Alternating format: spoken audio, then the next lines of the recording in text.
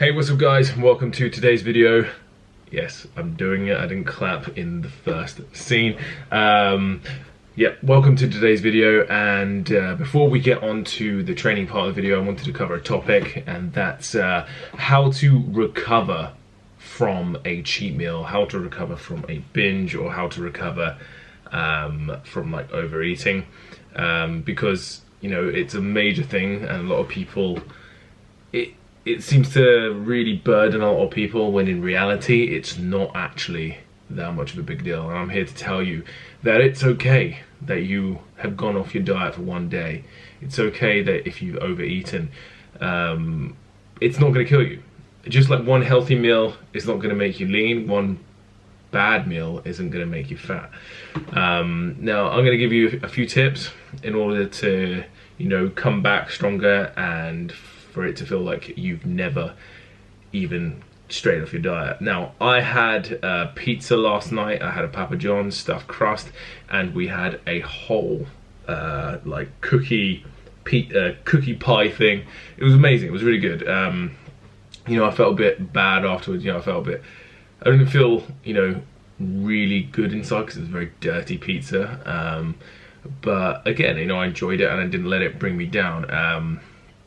Now, one of the best things you can do is not to dwell on the situation. Is that, so I had it in the evening. I tend to have most of my cheat meals in the evening because, like, up and coming to it, I think I knew I didn't change my diet too much, but I decreased my calories just a fraction leading up to it. But if it's out of the blue and you don't know, here is the best thing you can do to go about it. So the following day, or afterwards, I'd always say just lower your calories. Okay, it's so simple. So my usual calories are around 3,000 today. I'm going to drop them to 2,500, and I'm going to show you what I eat after for breakfast. This will be my first meal after the cheat meal. I'm just going to have a protein shake with some spinach and everything like that. Just something easy, because that pizza's like 2,000 calories.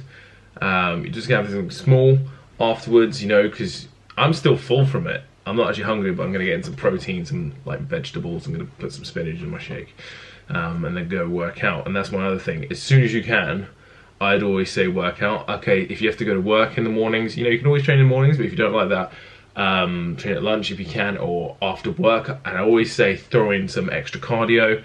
Maybe do like 10 minutes warm up instead of like your stand 5. Today I'm going to do like a 10 minutes on the treadmill before I go train, and then go into a superset leg workout. And that's one of my other things. If you can, on the day or after the day, do a big muscle, okay? Because you're fueled, you can have all this extra energy, you're going to be like, the glycogen is going to be replenished, you know? So don't see it as a negative, just see it as like, oh my god, I've got more fuel now, let's use all this fuel and turn it into something great. And that's the way I see it. If I overindulge, if I eat more food, like, and I do that a lot.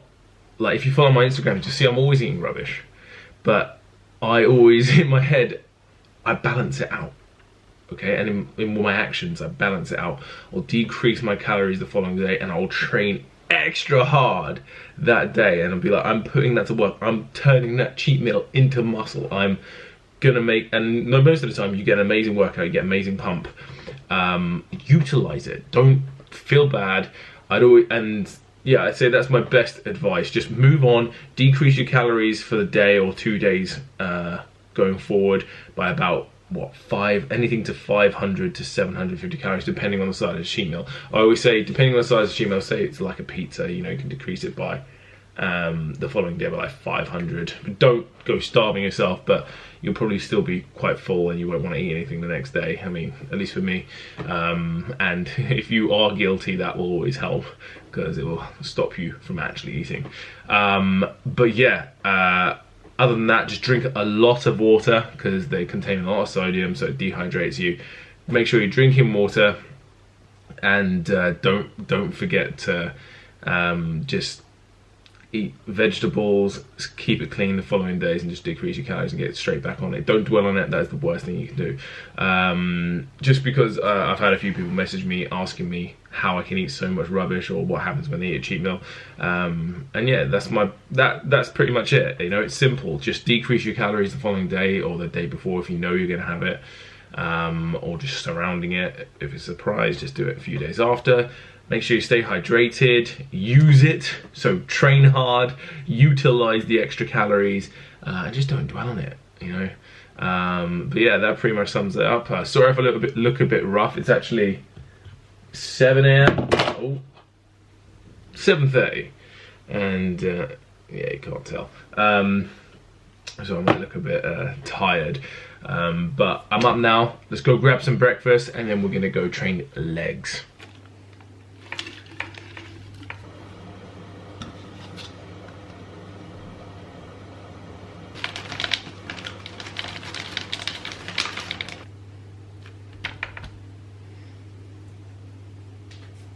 Back with the world's most powerful blender.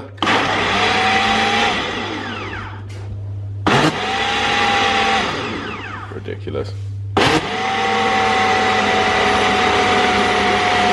And there we have it, our first meal of the day, which is 100 grams of spinach, 50 grams of whey, 100 grams of banana and blueberries.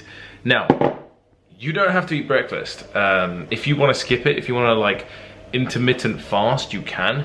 That's actually a great idea. Like, you don't have to eat, you can just go fasted. You can decrease your overall calories from the next day, and put yourself in a good deficit. But for me, I need breakfast. There's just something for me. I mean, I know you can train yourself to like work well without breakfast, but for me, honestly, if I go longer than an hour without eating breakfast when I wake up, I just start feeling sick. I, you know, can't concentrate. Unlike a lot of people who say they get mental clarity, I get brain fog, and I just need to eat. So again, if you like intermittent fasting, or it works well with you, that's a great thing to do after your cheat meal, and maybe train fasted. You know, have that extra deficit throughout the day and just see how long you can hold out. But for me, I'd always go for a meal because I know how intense this leg day is going to be. So meal for me, that's what makes me feel good. I'll have this alongside my supplements, and I'll be doing a video on all my supplements soon. I've just signed with a company, so I'll be doing a video all about that in the upcoming weeks. Now I'm going to drink this and we'll get ready for the gym. All right, so now that is down, so we're about to go train some leg supersets. So the parcel I was trying to get the other day was actually lifting gear from Shorley and Anarka Power. He sent me all of this like clothes, lifting straps, got some knee sleeves in here somewhere, I've got a power belt. Look at this. I'm going to be hitting some absolute PBs here. Now this isn't like an everyday belt, so this is only for when I'm lifting really, really heavy. So check them out. Link will be in the description box. But yeah, man, like honestly, it's really good stuff. And now I'm definitely, so I've never used knee sleeves before. I don't know where they are, but I am really looking forward to trying them. So I'll give you a little review on them today, and yeah, I'm looking forward to wearing them. So I'm gonna get dressed properly now, and then let's take some pre-workout and go to the gym. All right, so we are just on the way to the gym, and it is cold. But the gym is even colder. It doesn't have any heating, so I'm gonna stick to like 10 minutes of cardio just to really get my blood flowing, warm up my body, do some stretching, and then get into it. Session shouldn't be too long today. It should be literally about an hour and 45, well, sorry, hour and 15, just because I'm supersetting everything. This is how I do like to train legs. I'm not, my legs, my quads are a good size. I don't really want to get them too much bigger, so I just kind of smash them with loads of volume and utilize leg days as like a fitness, cardiovascular, just beating up my body day. So it's perfect to do after a cheat meal, or on a day that I've had a cheat meal or a surplus of calories. But I do need to go to the post office soon. I've got some more supplements coming. God, I'm at the post office every day because they, for some reason, are incapable of delivering it to my house. I was home yesterday all day, and they left a letter saying they couldn't deliver it, but it makes no sense. I'm on G-Roll Mail. I think they have it out for me. Anyway, let's go get the package, take some pre-workout. Got some pre-workout in the back, and yeah, let's hit this session. In 3, 2, 1. Alright guys, so big leg day, about to go down, supersets, all that good stuff to burn off all those calories.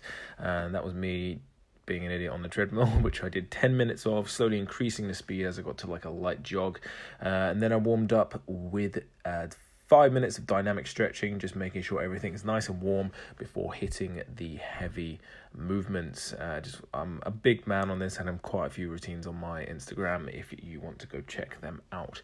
So first superset was heavy back squats into dumbbell goblet squats. Feels good to be back under a heavy barbell. I took actually a little bit of a break from squatting with a barbell, just because I had like an impingement in my back, and every time I came off the rack I just get a shooting pain in my lower left trap. But now that's gone. Was aiming for like 8 to 10 reps, and 180 was feeling good. It's quite funny, I've had a lot of people telling me that I don't train legs just because I don't post pictures of my legs, but here you go, here's proof that I do, and I train it probably the hardest. And then I did goblet squats here. This was 10 reps, and the focus here was tension, so you're never actually locking out. And I have to say, wearing knee sleeves, an absolute game changer. Oh my God, the security that I had in my knees and just how good the pressing movements felt. I don't know why it's taking me this long to use it. So second superset, this was actually really, really good. I was doing a leverage leg press. This gym has some good machines. So I was doing single leg, really focusing on the squeeze. This is actually really heavy. And the tension that was on my leg was actually really great. But I wanted to focus a bit more on the unilateral movements. So I supersetted this with barbell walking lunges. Now, the main focus here was to really just focus on getting a nice big step slightly outwards and focus on bringing that tension down on the quad. With me, it doesn't really matter if your knee goes over your toe, because I'm trying to focus a little bit more on the quads and less on the glutes. But if you're not doing it too heavy, you won't injure yourself. So the second superset, I did third superset, I did leg extension 1.5. Now this is an absolute killer. It's a great training technique if you just want to add an extra bit of intensity to your leg extensions. I was aiming for 10 reps here, really focusing on that squeeze. As you can see here, it absolutely killed me.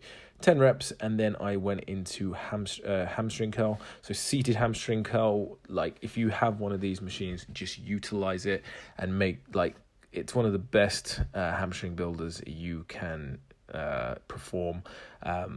Very underrated, and I mean most gyms have them, but if you execute it with great form, you will build some huge hamstrings.